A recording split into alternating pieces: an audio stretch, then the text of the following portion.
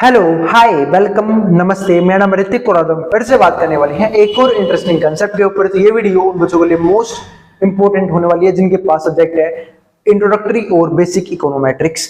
तो सेमेस्टर 4 में जिन्हीं बच्चों के पास वाला सब्जेक्ट उनके लिए वीडियो काफी इंपॉर्टेंट होने वाली है। और आज हम बात करने वाले हैं लेसन नंबर 6 के आखिरी कंसेप्ट के ऊपर, जहां पे हम समझेंगे रेमेडियल फॉर ऑटो कोरिलेशन, यानी कि हम ऑटो कोरिलेशन को कैसे ठीक कर सकते हैं। डिटेक्ट करना हमने प्रीवियस वीडियो में देखा था कि हम कैसे उसे डिटेक्ट कर सकते हैं। अब हम समझेंगे उसे ठीक कैसे कर सकते हैं। और इस कंप्लीट सीरीज के नोट्स बन चुके हैं। जिन बच्चों को नोट्स परचेस करने वाले नंबर पे जाए 9667836336 यहाँ पे जाके नोट्स ले सकते हैं।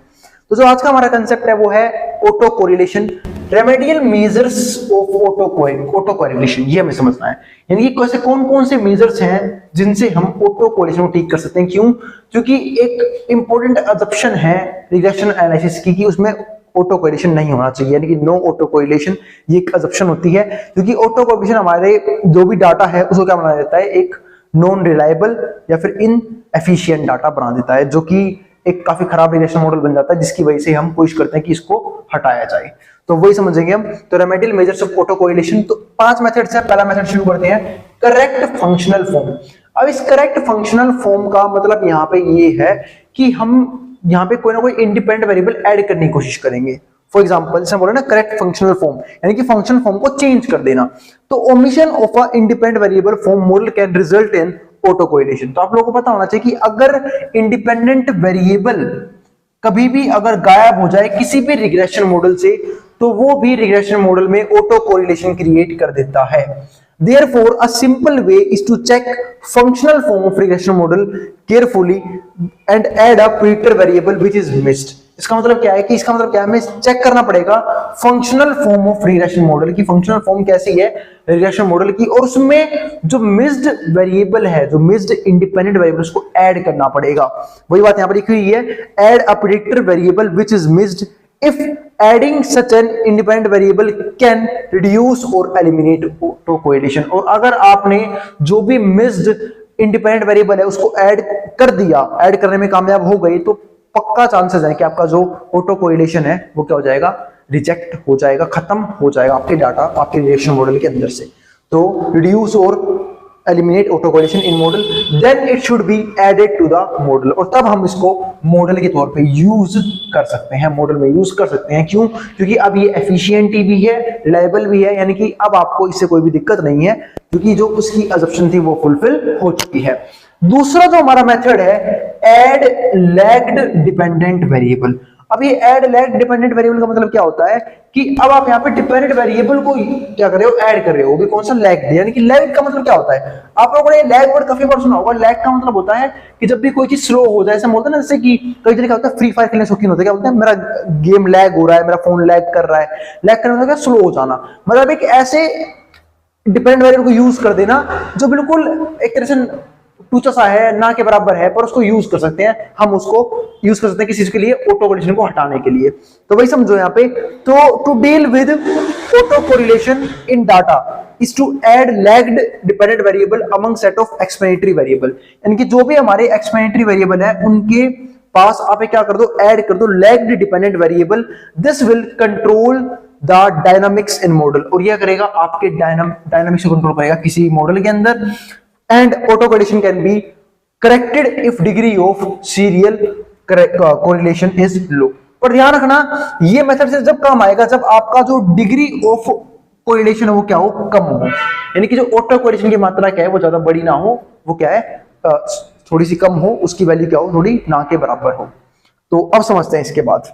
तीसरा पॉइंट है ट्रांसफॉर्मेशन ऑफ मॉडल। आप लोगों को याद होगा इसको हमने हेटेरोस्केडास्टिसिटी को हटाने के लिए भी यूज किया था।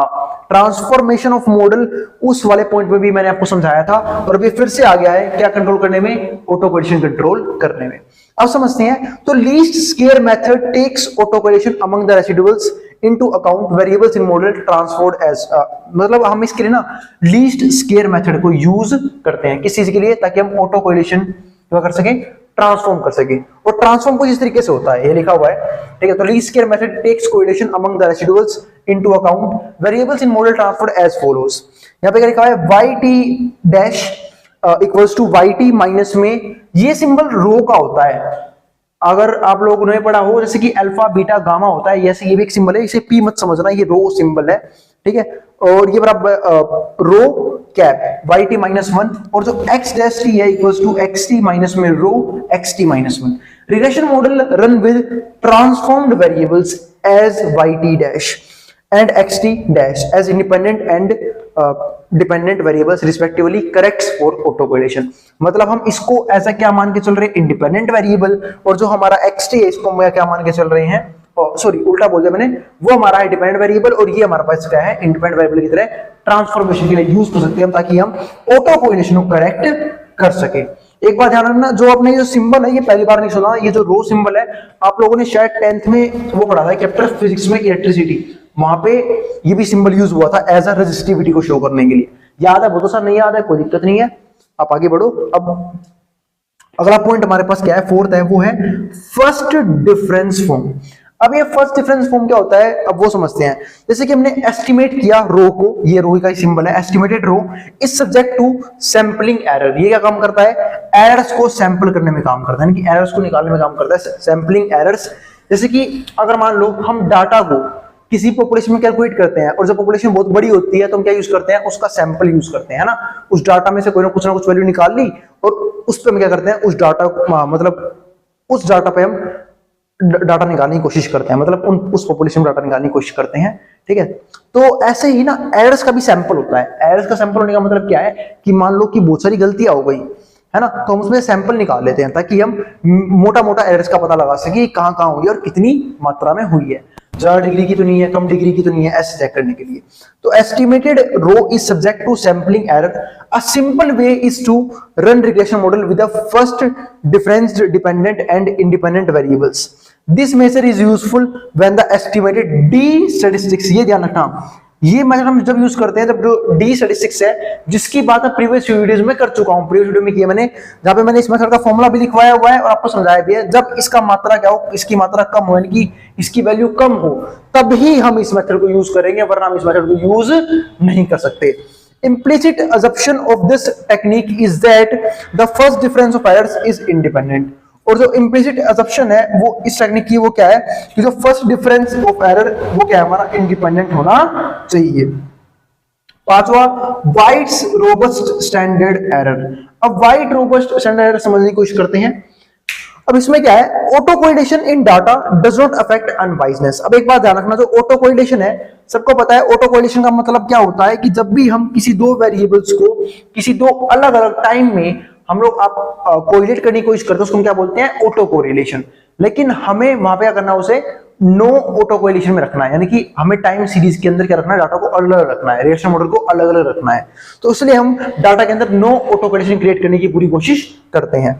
तो auto correlation in data does not affect unbiasedness, ना तो ये अनबायसनेस को अफेक्ट करता, ना ही कंसिस्टेंसी को अफेक्ट करता of estimates, but distorts standard errors of estimator. लेकिन ये करता क्या है, ये क्रिएट करता है standard errors of estimator which make inferences based on statistical test invalid और इनरिलायबल।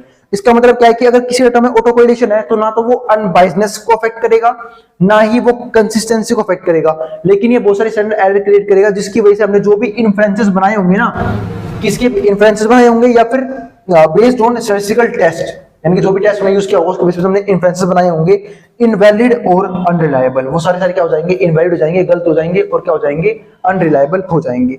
Therefore one way to deal with this is to keep the estimated coefficient and adjust standard error by taking White's robust standard error। तो ध्यान रखना, इसलिए हम ना इस method को use करते हैं, किसको, वाइट रोबस्ट स्टैंडर्ड एरर को, ताकि हम क्या कर सके, जो भी हमारे देखो यहाँ पे लिखा भी हुआ है, therefore one way to deal with this is to keep the estimated coefficient, यानी जो भी estimated coefficient है and adjust standard errors, और हम क्या कर सकते हैं, स्टैंडर्ड एरर को एडजस्ट भी कर सकते हैं by taking White's robust standard errors। It is similar to technique used for correcting heteroscedasticity। और ध्यान रखना, ये भी मेथड यूज किया जाता है किसमें, हेटेरोस्केडासिटी को करेक्ट करने में, यानी कि एक ये वाला मेथड और एक ये वाला मेथड हम तीसरे पढ़ा ट्रांसफॉर्मेशन ऑफ मॉडल, इन दोनों को हम डिस्कस कर चुके हैं हेटेरोस्केडासिटी वाली वीडियो में, यानी कि रेमेडियल वीडियो जो थी ना हेटेरोस्केडासिटी उसमें डिस्कस कर चुके हैं। तो लेसन नंबर 6 हमारा यहाँ पे कंप्लीट होता है। अब शुरू होगा लेसन नंबर 7 जो हमारा इस सीरीज का आखिरी लेसन होगा, स्पेसिफिकेशन ऑफ एरर्स। और उम्मीद है अब तक की सारी वीडियोस आपको क्लियर हो रही हैं।